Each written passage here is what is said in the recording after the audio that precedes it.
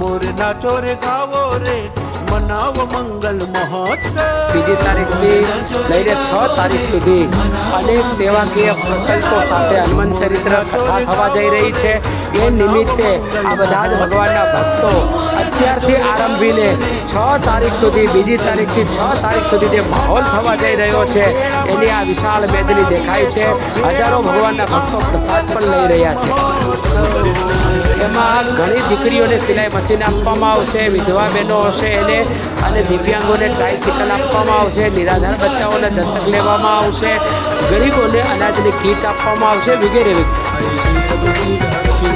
27 એટલે કે રામનવમીને દિવસે હનુમાનજી મહારાજના સાનિધ્યમાંથી સારંગપુરથી 500 જેવા વ્યક્તિઓ હનુમાનજી મહારાજની જ્યોત લઈ અને કોલાબેરા સેન્ટર કે જેને રાસ ગરબા કહેવામાં આવે છે, જગદીશ પ્રસાદની પાછળના ભાગમાં અહીંયાથી હનુમાનજી મહારાજની જ્યોતને લેવા માટે 3-4 હજાર માણસ સાથે વધાવવા માટે આવવાના છે અને ત્યાં કોલાબેરા સેન્ટરમાં વિશાળ મોટા પાયે ભગવાનની હનુમાન ચાલીસા થશે અને જ્યોતનું સ્વાગત થશે।